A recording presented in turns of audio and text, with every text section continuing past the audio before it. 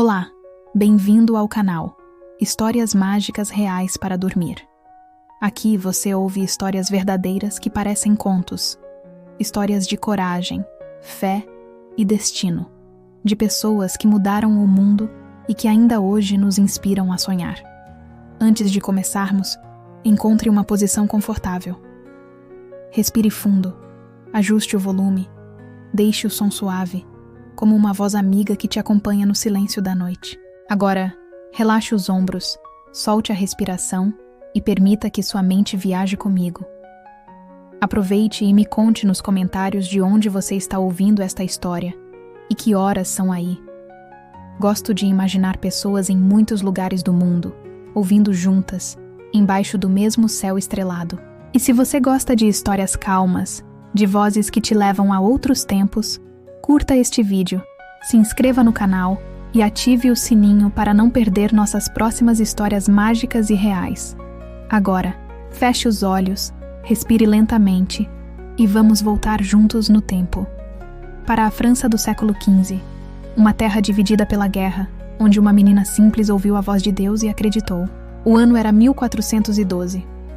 O vento soprava entre os campos verdes da região de Lorena, no leste da França. Ali, cercado por colinas e riachos tranquilos, ficava o pequeno vilarejo de Dom Remy.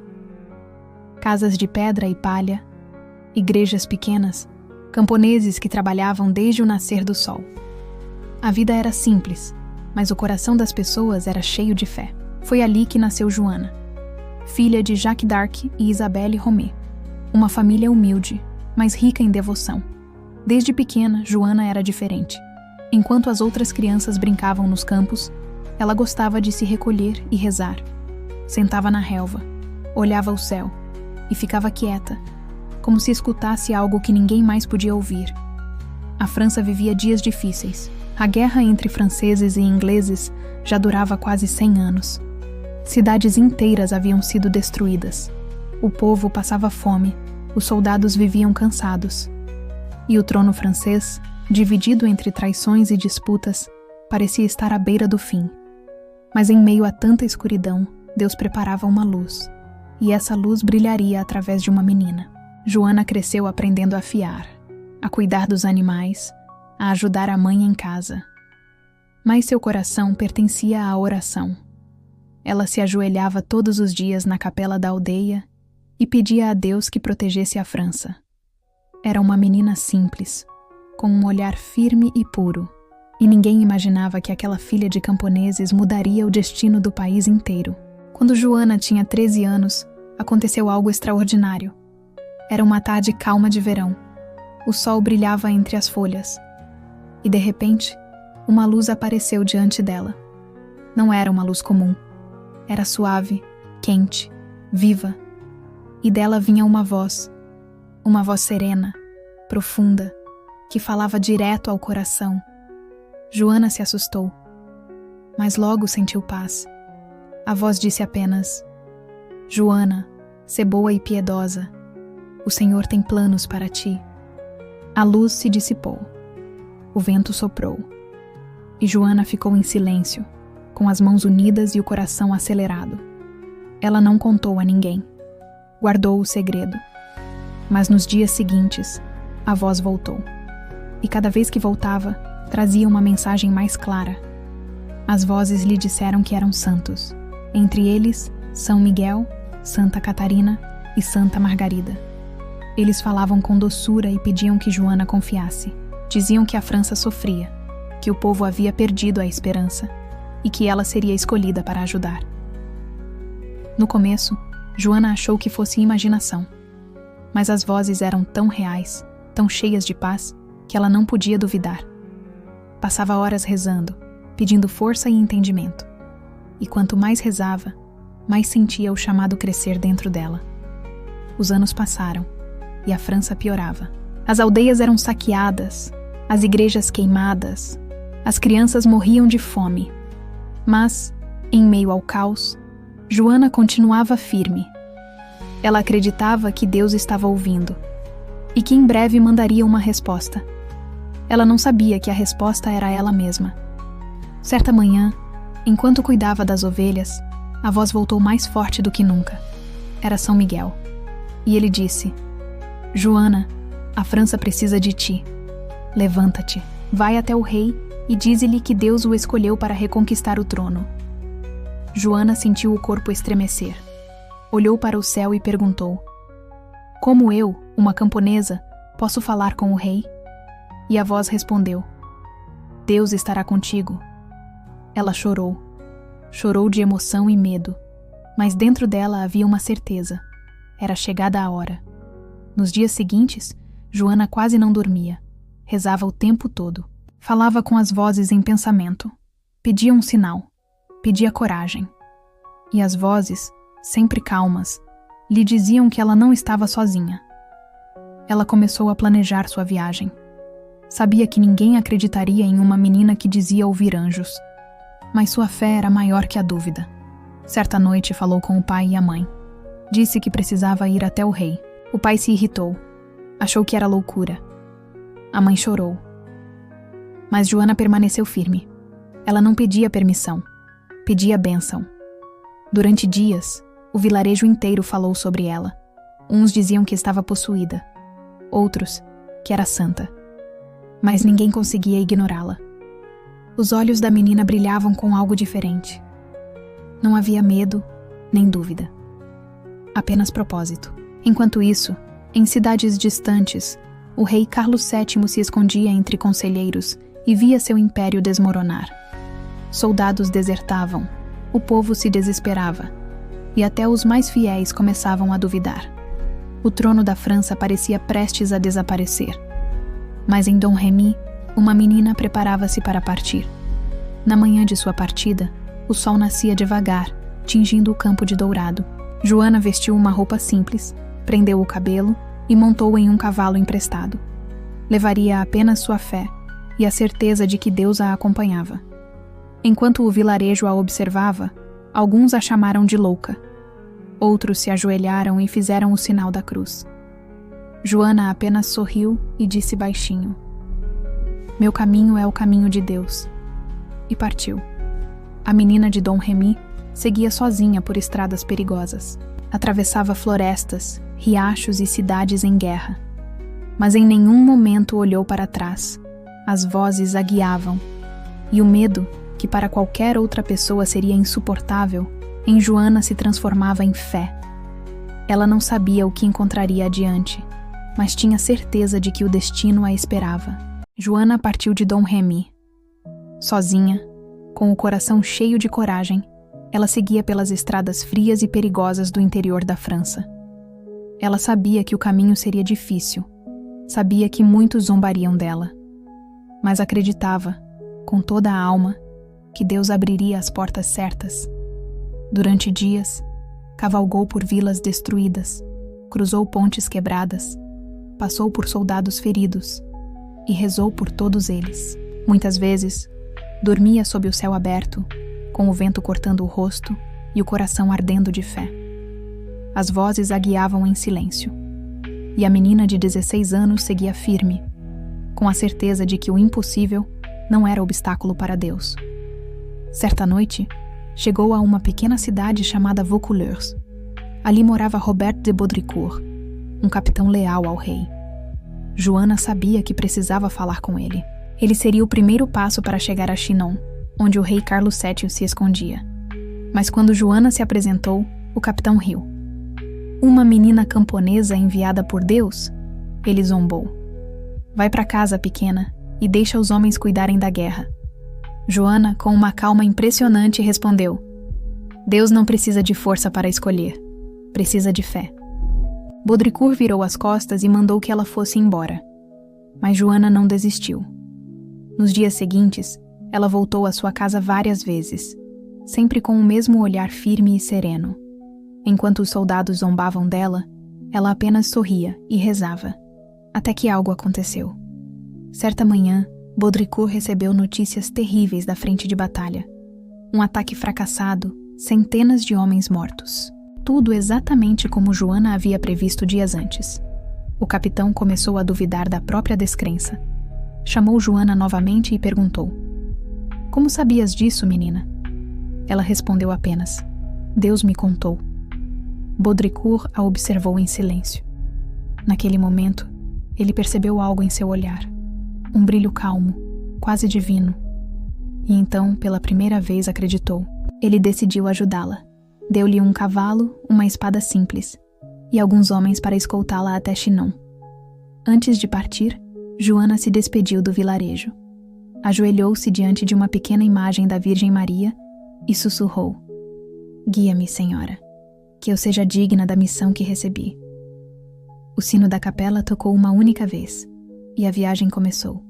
Foram dias de estrada, estradas frias, cobertas de lama e incerteza. Mas em cada vila por onde passava, as pessoas paravam para olhar aquela menina. Ela não parecia uma guerreira, parecia um milagre. Alguns riam, outros choravam. Mas havia algo nela que despertava fé. Uma fé que o povo havia esquecido. Depois de muitos dias, as muralhas de Chinon apareceram no horizonte. O castelo real se erguia imponente, cercado de torres, guardas e desconfiança. Joana desmontou do cavalo e olhou para o céu. O sol atravessava nuvens cinzentas, e naquele feixe de luz, ela sentiu que Deus sorria para ela. Estava pronta. Dentro do castelo, o rei Carlos VII se encontrava abatido. Usava roupas simples para não chamar atenção. A corte vivia mergulhada em dúvidas. Ninguém acreditava mais na vitória. Quando anunciaram a chegada de uma camponesa que dizia ter sido enviada por Deus, muitos riram. Outros pediram que ela fosse embora. Mas o rei, curioso, decidiu testá-la. Mandou que ela fosse trazida e ordenou que trocasse de lugar com um de seus nobres. Ele se escondeu entre os conselheiros para ver se ela o reconheceria. A menina entrou na grande sala do trono. Os tapetes estavam gastos. As tochas lançavam sombras douradas nas paredes. Joana caminhou lentamente, seus passos ecoando pelo salão. Olhou em volta, por um instante ficou em silêncio. E então, sem hesitar, foi direto até o homem escondido entre os outros. Ajoelhou-se e disse: Meu rei, fui enviada por Deus para ajudá-lo a reconquistar o trono e libertar a França. Um silêncio profundo tomou o salão. O rei olhou para ela, surpreso, e perguntou: Como sabes quem sou? Joana respondeu com serenidade: Aquele que me enviou mostrou-me o vosso rosto. A sala inteira ficou em silêncio. Até os céticos se emocionaram. O rei mandou afastar todos e pediu que ela se aproximasse. Durante longos minutos, conversaram a sós. O que foi dito, ninguém jamais soube. Mas quando o rei voltou à presença da corte, seus olhos estavam diferentes. Ele parecia aliviado, como se tivesse finalmente encontrado esperança. Nos dias seguintes, Joana ficou hospedada no castelo. Os conselheiros a interrogaram, os padres a testaram, e até médicos tentaram descobrir se ela era realmente humana. Mas a calma dela nunca se abalava. Respondia com doçura, citava as escrituras e sorria quando tentavam provocá-la. Certa noite, o rei mandou chamá-la novamente. Perguntou: Joana, por que acreditas que Deus fala contigo? Ela respondeu: Porque quando ele fala, o mundo inteiro silencia. O rei sorriu pela primeira vez em meses. Naquela noite, ele decidiu colocar sua fé naquela menina. Ordenou que Joana fosse enviada a Poitiers, para que os teólogos examinassem sua missão. Se ela passasse por todas as provas, seria enviada ao campo de batalha. Joana não tremia, não duvidava, não buscava glória, apenas obedecia. Durante as semanas seguintes, ela respondeu a inúmeras perguntas sobre sua fé, suas visões e suas vozes. Alguns tentaram fazê-la se contradizer. Outros tentaram assustá-la, mas sua serenidade era inquebrável. E ao final do julgamento, os padres disseram: Não encontramos mal algum nesta moça. Sua fé é pura, e seu propósito, verdadeiro. O rei mandou chamá-la de volta ao castelo. Olhou para ela e disse: Joana, se o que dizes for verdade, Deus te usará para salvar a França. Ela respondeu: Não sou eu quem fará isso, meu rei. É ele. Eu apenas seguro a bandeira. Naquela noite, enquanto o castelo dormia, Joana ajoelhou-se na capela. As velas tremulavam, o vento entrava pelas janelas, e o silêncio era profundo. Ela agradeceu a Deus, não por glória, mas por ter sido ouvida. Rezou pelos soldados, pelas aldeias destruídas, pelas mães que choravam seus filhos, e pediu apenas uma coisa: Senhor, que eu tenha coragem de cumprir o que me pedes, mesmo que o preço seja a minha vida. Após o encontro com o rei, Joana foi enviada para preparar-se. Os teólogos a examinaram, os soldados a observaram, e todos esperavam que ela falhasse. Mas Joana permanecia serena. Durante os dias em Poitiers, rezava sem cessar. Falava pouco, mas quando falava, era com firmeza e doçura. Ela dizia que Deus não a chamara para brilhar, mas para servir. As vozes a guiavam com ternura, e cada oração parecia renovar as suas forças. Os conselheiros do rei discutiam. Alguns diziam que ela era santa, outros que era perigosa. Mas o povo sussurrava o seu nome com esperança. Nas ruas, nas igrejas, nas tabernas, dizia-se que uma jovem enviada do céu guiaria a França à vitória. E quando o rei, enfim, decidiu confiar nela, o destino da guerra começou a mudar. Joana pediu apenas 3 coisas. Primeiro, um estandarte branco, com a imagem de Cristo segurando o mundo. Depois, uma armadura leve, pois dizia que o corpo não importava quando o espírito estava protegido. E por fim, pediu uma espada, mas não qualquer espada. Ela disse que a encontraria sozinha. Dias depois, as vozes lhe disseram para ir até a igreja de Sainte-Catherine de Fierbois. Lá, enterrada atrás do altar, havia uma espada antiga, esquecida pelo tempo. Os padres escavaram o chão, e ali estava ela. Uma lâmina simples, mas com 5 cruzes gravadas na lâmina. Joana sorriu. Disse que era um presente do céu. A partir daquele dia, a menina camponesa tornou-se comandante. Uma cena que muitos consideravam impossível. Vestida de branco, montada no seu cavalo, Joana atravessava os acampamentos militares. Os soldados paravam para olhar. Alguns riam, outros choravam. Mas todos sentiam algo inexplicável. Era como se a presença dela trouxesse de volta o que a guerra havia levado embora: a fé. Antes de cada batalha, Joana mandava que os homens se confessassem. Dizia que o exército de Deus deveria lutar com o coração puro, proibia palavrões, brigas e ofensas, e pedia que todos rezassem o Pai Nosso antes de marchar. Alguns diziam que ela era ingênua, mas logo perceberam que havia poder nas suas palavras, pois quando ela falava, até o medo se calava. No início de abril de 1429, Joana partiu com o seu exército em direção a Orleans, a cidade sitiada pelos ingleses. Orleans era a chave da guerra. Se caísse, a França cairia com ela. Mas Joana dizia que Deus prometera a vitória, e ela acreditava com toda a alma. Durante a viagem, os soldados viam-na rezar em silêncio, olhando o horizonte. Dizia que via luzes no céu e ouvia os anjos a dizer-lhe para não temer. À noite, ela escrevia cartas aos inimigos, pedia que deixassem a França em paz, e terminava as mensagens com a frase: Eu sou enviada de Deus, deixem-nos e Ele vos perdoará. As cartas eram lidas com desprezo pelos ingleses. Eles chamavam-na de bruxa. Mas o tempo mostraria quem ela realmente era. Quando o exército chegou às muralhas de Orleans, a cidade estava destruída. As ruas, vazias. O povo desesperado. Mas quando viram Joana, algo aconteceu. As pessoas começaram a ajoelhar-se. Os sinos tocaram. E pela primeira vez em meses, os habitantes voltaram a acreditar. Joana entrou na cidade com a bandeira branca erguida. O tecido tremulava sob o vento. Ela dizia que aquela bandeira representava mais do que uma guerra. Representava a alma da França.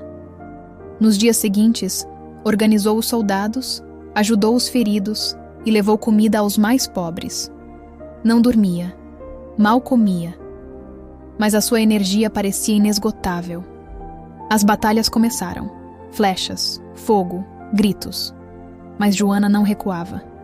Cavalgava entre os soldados, incentivando-os a seguir. Não olhem para o medo, olhem para Deus. Essas eram as suas palavras. Mesmo ferida por uma flecha, voltou ao campo de batalha. Dizia que não sentia dor, pois o amor por Deus era mais forte. Depois de 9 dias de luta, os ingleses começaram a recuar. E no dia 8 de maio, as bandeiras francesas tremulavam novamente sobre as muralhas de Orleans. A cidade estava livre, o povo chorava, os sinos tocavam e os soldados gritavam o seu nome. Viva Joana! Mas ela não aceitava a glória. Ajoelhou-se entre os destroços, ergueu os olhos ao céu e disse apenas: Obrigada, Senhor. A notícia espalhou-se por toda a França. Uma menina havia libertado uma cidade que exércitos inteiros haviam perdido. Os nobres começaram a chamá-la de a Donzela de Orleans, e o rei, surpreso, viu o impossível acontecer diante dos seus olhos. Mas Joana continuava simples. Dizia que ainda havia muito a fazer, que Deus a enviara não apenas para vencer uma guerra, mas para coroar um rei. As vozes voltaram a falar com ela, e desta vez foram claras. Leva o rei até Reims. Ali ele será coroado, e então a tua missão estará cumprida. Joana sabia o que isso significava. Sabia que novos perigos viriam, mas não hesitou. Reims seria o seu próximo destino. Nos dias seguintes, reuniu novamente os soldados. Falou-lhes com calma, os olhos a brilhar sob o sol da manhã. Hoje lutamos não por nós, mas por um povo que esqueceu o que é esperança. Deus está conosco, e ninguém pode contra ele. O exército respondeu com um brado. Mas Joana não gritou, apenas ergueu a bandeira, e o vento soprou forte. À noite, sozinha na sua tenda, Joana escrevia. Falava com Deus como quem fala com um amigo. Agradecia, pedia perdão, pedia força. E num dos seus escritos disse: Se eu cair amanhã, que saibam que lutei não por mim, mas pelo amor que senti por ti. O vento soprava pelas planícies da França. As bandeiras ainda tremulavam em Orleans, mas o coração de Joana estava quieto. Ela sabia que aquela vitória gloriosa não era o fim da sua missão, mas apenas o começo de algo ainda maior.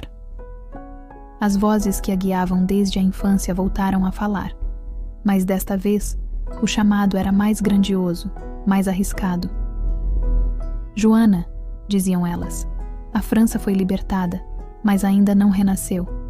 Leva o rei até Reims. Lá, ele será coroado, e a fé do povo será restaurada. Joana ouviu em silêncio. Olhou para o céu dourado que se estendia sobre a cidade e respondeu com uma simplicidade que desarmava: Que se faça a vontade de Deus. E assim, os campos se encheram novamente de passos. Soldados, padres, aldeões e nobres se juntavam ao cortejo. Eles não marchavam por ambição ou por conquista, mas por esperança. Em cada cidade por onde passavam, as portas se abriam para a passagem da donzela. As mães saíam às ruas com flores nas mãos. As crianças acenavam com panos brancos. E os velhos se ajoelhavam, pedindo a bênção daquela menina que parecia falar diretamente com os céus. Joana sorria para eles, mas dentro do peito, sentia o peso do dever. Ela pensava consigo mesma: Deus me pediu para conduzir, mas não para descansar. As noites no acampamento eram frias, mas Joana encontrava calor na sua fé, rezando diante do fogo. As vozes que a acompanhavam não prometiam um caminho fácil, apenas a sua presença constante. Em um pedaço de pergaminho, ela escreveu: O caminho até Reims é longo, mas não temo nada, porque onde há fé, há direção. Enquanto isso, no castelo, o rei Carlos hesitava. A ideia de atravessar território inimigo o assustava. Seus conselheiros, sempre cautelosos, o alertavam. Reims está longe, majestade. As cidades no caminho estão cheias de inimigos. Mas Joana, com a calma de quem já conhece o fim da história, o encarou e disse: Senhor, Deus abre caminhos onde o homem só vê muralhas. As palavras dela tinham o poder de acender a coragem que nele estava apagada. E assim, com a fé renovada, o rei consentiu. A grande marcha começou sob um céu cinzento e incerto. Mas, à medida que avançavam, as nuvens começaram a se dissipar, como se o próprio céu estivesse abrindo espaço para a fé que movia aquele exército. As cidades que antes eram consideradas fortalezas inimigas se rendiam antes mesmo da chegada das tropas. Não por medo da espada, mas por algo muito mais forte. As pessoas chamavam aquilo de o milagre da paz. Joana, a líder daquela jornada, não aceitava honrarias. Ela dormia no chão com os soldados, partilhava seu pão com os mais necessitados e cuidava dos feridos com suas próprias mãos. Às vezes, ficava em silêncio por horas, apenas olhando o horizonte, como se estivesse ouvindo uma conversa que ninguém mais conseguia escutar. E quando falava, sua voz era calma, mas tinha a força de um trovão. Não temam, ela dizia. Cada passo que damos é guiado por Deus. Quando finalmente chegaram às portas de Reims, a cidade inteira os esperava. Os sinos das igrejas começaram a tocar, um som que ecoava pelos vales e campos, anunciando a chegada da esperança. As pessoas choravam nas ruas, abanando panos brancos e jogando flores. Os soldados, emocionados, erguiam suas espadas, não como armas, mas como oferendas. O rei, com os olhos marejados, olhou para Joana e sussurrou: "Tudo isso é por tua causa." Mas ela, com o olhar fixo no horizonte, respondeu: "Tudo isso é por ele." No dia 17 de julho, a grande catedral de Reims se encheu de luz. Os vitrais coloridos refletiam tons de ouro e azul por todo o santuário. As velas tremulavam, e o som dos corais parecia vir do próprio céu. Joana, vestindo sua armadura branca, entrou na igreja em silêncio, carregando o seu estandarte. Ela sempre dizia que onde a sua bandeira estivesse, ali estaria o coração da vitória. O rei ajoelhou-se diante do altar. O arcebispo se aproximou, trazendo o óleo sagrado para a unção. A multidão prendeu a respiração. Joana permaneceu de pé, imóvel, erguendo a bandeira, enquanto a voz do arcebispo ecoava pelas abóbadas da catedral. Que Deus abençoe este rei e a França que renasce sob sua coroa. O óleo foi derramado sobre a testa do rei, e naquele instante, a França, um reino ferido e dividido, voltou a acreditar em si mesma. Os sinos tocaram mais alto. As trombetas soaram, e o povo, em uma só voz, gritou: "Viva o rei! Viva Joana!" Mas ela não sorriu. Ajoelhou-se diante do altar e começou a chorar. Chorou de gratidão. Chorou por ter conseguido chegar até ali. E chorou porque, no fundo, sabia que a sua missão estava quase cumprida. O rei, agora coroado, aproximou-se dela e disse: "Minha querida Joana, não sei como te agradecer por tudo o que fez." Ela levantou o olhar, com o rosto ainda molhado pelas lágrimas, e respondeu: "Agradeça a Deus, porque é Ele quem faz todas as coisas." O rei, num gesto simbólico e profundo, tocou o estandarte que ela segurava e beijou sua ponta. A menina de Dom Remy, a camponesa guiada por vozes, havia coroado o rei da França. A cidade celebrou por dias e noites. Havia fogueiras, procissões e orações por toda parte. Mas Joana preferiu o silêncio. Retirou-se para uma pequena capela e rezou sozinha. Nas anotações que deixou para trás, ela escreveu: "Minha alma se alegra, mas o céu me sussurra que o caminho ainda não terminou." Enquanto a França sorria, a corte do rei começava a mudar. Alguns nobres, incomodados com a imensa influência da donzela, sussurravam às escondidas. Diziam que o rei devia ser cauteloso, que uma menina com vozes e visões não deveria ter tanto poder. Outros a invejavam. Outros simplesmente a temiam. E o rei, aos poucos, começou a ouvi-los. Joana percebia a distância crescer. Quando ela falava de novas batalhas para libertar o resto da França, o rei desviava o olhar.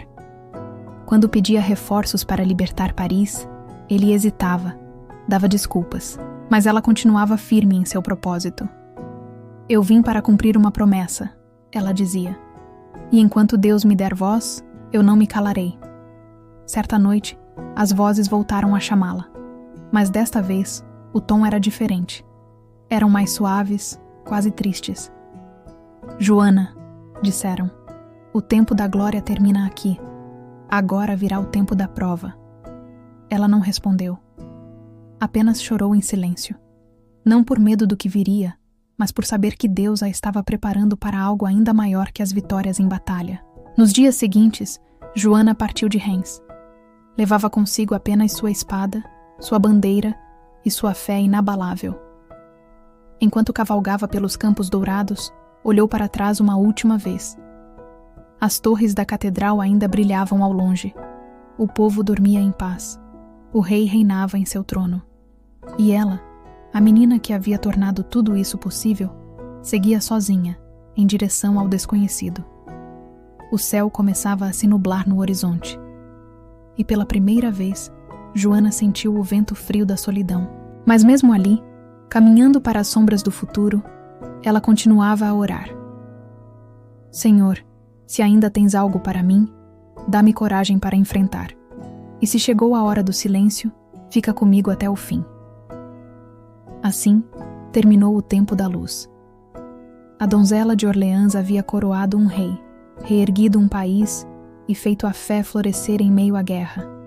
Mas as glórias humanas, como sabemos, nunca duram para sempre. O que viria a seguir não seria mais uma batalha de espadas e estandartes, mas um sacrifício de fé. O vento soprava pelas planícies e a bandeira branca ainda tremulava na memória da França. Mas o destino de Joana d'Arc já estava escrito nas estrelas, e Deus, que a guiara em cada vitória, agora a conduzia silenciosamente para o seu calvário. A glória de Reims ficara para trás. As ruas que haviam ecoado o nome de Joana agora estavam em silêncio. O rei, uma vez coroado graças a ela, deixava-se cercar por conselheiros que temiam o poder da fé. E Joana, a donzela que o guiara até o trono, começava a se afastar dos salões, voltando para os campos, onde seu coração sempre pertenceu.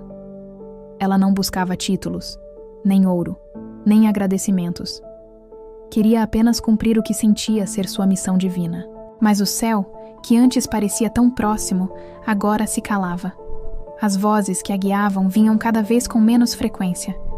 E nas suas orações, ela sentia apenas o eco do próprio coração.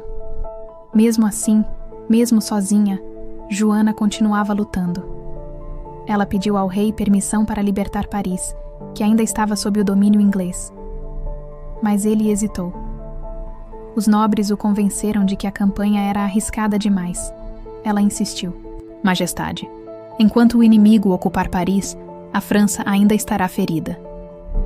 Mas o rei simplesmente desviou o olhar. E pela primeira vez, não respondeu. Foi nesse silêncio que Joana percebeu que o abandono pode ser mais cruel que o próprio inimigo. Sem ordens oficiais, ela reuniu um pequeno grupo de homens fiéis, soldados que não lutavam por glória, mas por ela, e partiu. Partiu como sempre fizera, com uma fé inabalável, com uma coragem extraordinária e com a sua bandeira branca ao vento. Era o mês de maio de 1430. O ar estava pesado, os campos encharcados de chuva e medo. Em Compiègne, as forças inglesas e borgonhesas cercavam a cidade. Joana entrou montada em seu cavalo, liderando a resistência. As flechas cruzavam o céu, os tambores de guerra batiam, e no meio da fumaça e do caos, a voz dela se ergueu, clara e firme. Avante, filhos de Deus! Os soldados a seguiam, não vendo apenas uma comandante, mas a própria fé em forma humana. A batalha, no entanto, foi brutal. O portão da cidade fechou-se antes que ela conseguisse recuar. Seus aliados haviam batido em retirada. Joana ficou do lado de fora, cercada. Ela tentou lutar, tentou abrir caminho, mas foi derrubada do cavalo. Suas mãos foram amarradas, sua bandeira rasgada. E assim, a menina que libertara a França foi capturada. Levaram-na para o norte, como prisioneira dos borgonheses. O rei não mandou resgatá-la. Sozinha numa cela úmida e escura, Joana rezava. Não pedia por liberdade, mas por um sentido para tudo aquilo. Senhor, sussurrou, se esta for a tua vontade, dá-me força para não negar o teu nome. E então, as vozes voltaram, mais suaves do que nunca diziam: aguenta firme, Joana, teu sofrimento será tua vitória. Ela chorou, mas no fundo da sua alma, sabia que era verdade. Os meses passaram lentos, como uma tortura silenciosa. O vento frio entrava pelas grades da cela. As correntes marcavam sua pele. Uma noite, ela olhou o céu por uma pequena janela e viu uma estrela solitária brilhando na escuridão. Sorriu. Em um ato de desespero, ela tentou fugir. Saltou da torre da prisão, de quase 30 metros de altura. Caiu inconsciente, mas milagrosamente sobreviveu. Quando acordou, agradeceu a Deus por tê-la poupado. Ainda não é a minha hora, pensou. Há algo que ainda preciso viver. Algum tempo depois, os ingleses compraram sua custódia. Pagaram com moedas de ouro, como quem compra uma ameaça para eliminá-la. Joana foi então levada a Rouen. Ali, a esperava o seu julgamento. Mas não seria um julgamento de justiça, e sim de poder. A sala era fria, cheia de homens, padres, bispos, inquisidores, todos com rostos sérios e olhos duros, prontos para condenar. Ela entrou acorrentada, vestida com roupas simples de homem. O cabelo curto, o olhar sereno. Um inquisidor perguntou: Joana, por que dizes que Deus fala contigo? Ela respondeu com simplicidade: porque ele fala com todos. Outro perguntou, tentando armar uma cilada: essas vozes que ouves, como sabes que são do céu e não do inferno? Ela sorriu com calma. Durante dias, as perguntas se repetiram, tentando confundi-la, fazê-la cair em contradição ou em desespero. Mas Joana respondia com uma firmeza que desarmava seus acusadores, sem raiva, sem medo. Certa vez, um dos padres gritou: teu rei te abandonou, Joana. Ele não virá por ti. Ela abaixou a cabeça por um momento e murmurou, para que todos ouvissem: meu rei está acima de todos os reis. Os interrogatórios se arrastaram por meses. Durante o dia, as perguntas cruéis. Durante a noite, a solidão da cela. Mas em cada silêncio, Joana encontrava Deus. Ela dizia que o céu se calava para ensiná-la a ouvir o próprio coração. Certa manhã, eles lhe prometeram liberdade caso negasse suas visões. Ela hesitou. Por um instante, o peso da humanidade quase venceu a fé. Ela assinou um documento que mal compreendia. Chorou, sentindo-se derrotada. Mas naquela noite, as vozes voltaram, mais fortes do que nunca. Não é o corpo que Deus quer, é a verdade. No dia seguinte, ela se levantou, rasgou o papel da confissão e declarou diante de todos: prefiro morrer fiel do que viver em mentira. Os juízes se entreolharam. A sentença já estava pronta. Joana seria queimada na fogueira como herege. Quando lhe contaram, ela apenas fechou os olhos e disse: que seja feita a vontade de Deus. Em sua última noite na cela, Joana passou o tempo em oração. Pediu uma cruz. Um padre, comovido, fez uma com 2 pedaços de madeira e a colocou em suas mãos. Ela beijou a cruz e sussurrou: Senhor, recebe a minha alma. Ao amanhecer, os sinos da cidade tocaram. Os guardas vieram buscá-la. Ela caminhou devagar, por entre a multidão silenciosa. Alguns a insultavam, outros choravam baixinho.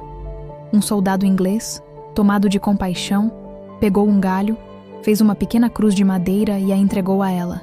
Ela sorriu e agradeceu.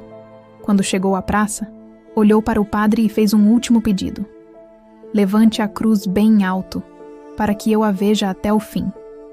O fogo foi aceso. As chamas subiram. O vento soprou forte. Mas não se ouviu nenhum grito de dor. Apenas uma voz doce, repetindo: Jesus, Jesus. Muitos que estavam ali juraram ter visto uma luz brilhante acima dela. E quando o fogo finalmente se apagou, nada restava. Apenas cinzas e o perfume da fé. Um soldado inglês caiu de joelhos e murmurou: meu Deus, queimamos uma santa. E outro respondeu: Não queimamos o corpo de Joana, queimamos a vergonha dos homens. O rei não falou. A corte silenciou, mas o povo jamais esqueceu. E nas noites frias da França, os camponeses voltaram a rezar. Rezavam para a menina que libertara o país e morrera com o nome de Deus nos lábios. Assim, terminou a vida terrena de Joana d'Arc, mas a sua história não acabou com o fogo, porque a fé não conhece a morte. E o eco da sua coragem continuaria a atravessar os séculos. O corpo se apagou, mas o espírito acendeu-se para sempre. E mesmo em silêncio, as vozes continuaram a falar. Agora, para o mundo inteiro, o fogo se apagou. A fumaça subia lenta para o céu, como se carregasse a alma de Joana. A multidão, antes agitada, agora se dispersava em um silêncio pesado e profundo. Ninguém falava. Ninguém ousava olhar nos olhos do outro. Havia um sentimento de vergonha coletiva no ar. Alguns rostos eram marcados por lágrimas silenciosas. Outros permaneciam imóveis, com os olhos fixos no lugar onde a fogueira ardera, como se tivessem testemunhado algo tão terrível que o tempo jamais poderia apagar. Naquele dia fatídico em Rouen, o que se viu não foi apenas a morte de uma jovem camponesa. Foi o nascimento de uma lenda que atravessaria os séculos. Nos dias que se seguiram, um perfume inexplicável, leve e adocicado, pairou sobre a praça do mercado.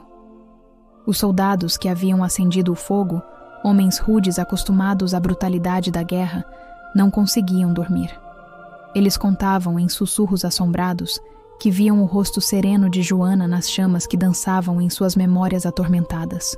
Um deles, um inglês endurecido pela batalha, confessou em voz baixa a um padre, com o rosto pálido de remorso: "Nós queimamos uma santa. Eu queimei um anjo." O corpo de Joana havia desaparecido, consumido pelas chamas, mas sua essência, sua fé inabalável, começava a renascer, a florescer em cada oração silenciosa do povo francês. Nas igrejas, seu nome era sussurrado como um segredo sagrado, uma prece de esperança. Nas casas mais humildes, as mães ao redor da lareira contavam aos filhos a história da menina pastora que conversava com Deus e liderou exércitos. E quando o vento soprava forte nas madrugadas frias, as pessoas diziam que era a voz de Joana, ainda rezando pela salvação de sua amada França. Longe dali, em seu castelo opulento, o rei Carlos VII, aquele que devia sua coroa a ela, ouviu as notícias tarde demais. Ninguém se atreveu a informá-lo da execução iminente. Ao saber, ele não gritou, não praguejou. Apenas mergulhou em um silêncio que durou dias.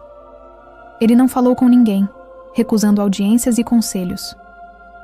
Nas noites longas de insônia, ele confessava ao seu capelão, com a voz embargada pela culpa: "Ela me deu o trono, e eu a deixei morrer." O confessor nada respondeu. O silêncio foi o único perdão que o rei recebeu. Um perdão vazio que ecoaria em sua consciência pelo resto de seus dias. A França, aos poucos, com a energia renovada que Joana havia instigado, começou a se reerguer. Vitória após vitória, os ingleses eram empurrados para fora de seu território. Mas cada triunfo trazia consigo a lembrança pungente dela. Em cada bandeira branca, com a flor de lis que tremulava ao vento, em cada sino de igreja que tocava celebrando a liberdade, havia o eco do nome de Joana.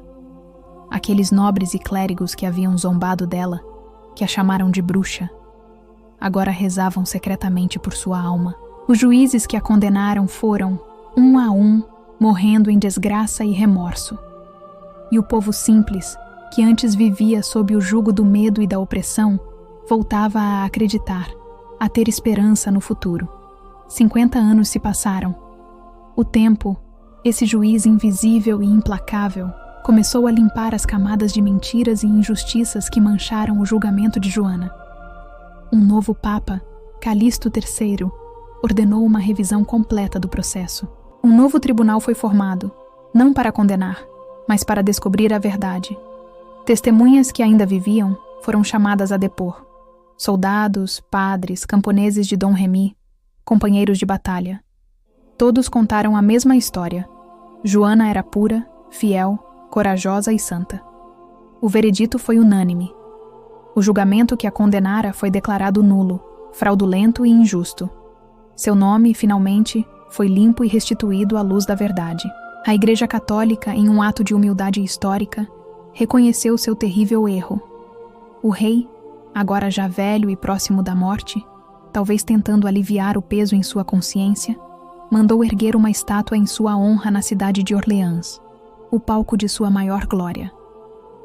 Mas a verdadeira homenagem a Joana não estava nas pedras frias dos monumentos, nem no ouro dos altares.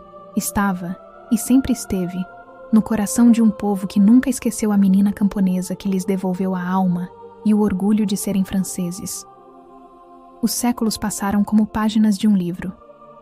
A França mudou, enfrentou revoluções, guerras e transformações profundas. Mas o nome dela permaneceu, como uma estrela fixa no firmamento da história. E em cada época, em cada nova geração, sempre que a fé do povo vacilava, sempre que a escuridão parecia vencer, a lembrança de Joana d'Arc voltava para reacender o fogo da coragem e da esperança.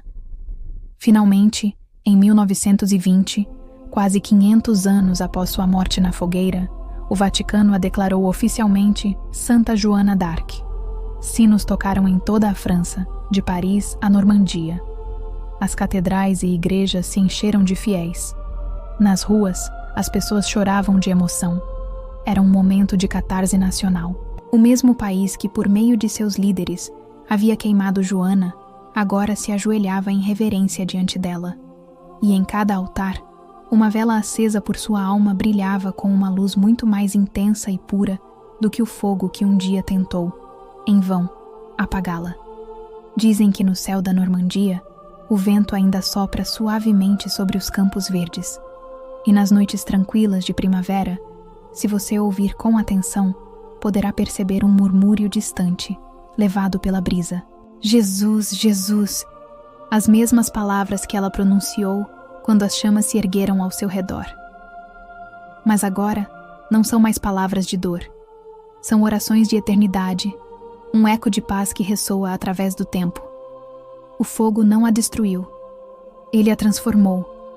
Transformou a menina de Dom Remy na padroeira e guardiã espiritual da França. Transformou a dor em fé, a solidão em exemplo de força e a morte em imortalidade. Porque aqueles que vivem e morrem pela verdade nunca desaparecem de verdade. Eles apenas mudam de lugar, passando a viver em nossos corações e em nossa memória. Hoje, seu nome é pronunciado com uma mistura de reverência, admiração e ternura. Nas escolas, as crianças aprendem sobre sua bravura. Nas igrejas, os fiéis rezam por sua intercessão. E nos corações de todos que ainda acreditam em milagres e na força de um ideal, ela vive. E sempre que alguém duvida da própria força, da capacidade de mudar o mundo, a lembrança de Joana sussurra ao ouvido: coragem, Deus fala com você também. Agora, feche os seus olhos por um instante e imagine. Imagine campos verdes sob um céu azul profundo. Uma menina de cabelos curtos caminha entre flores silvestres, carregando uma bandeira branca que nunca se suja, que nunca se apaga.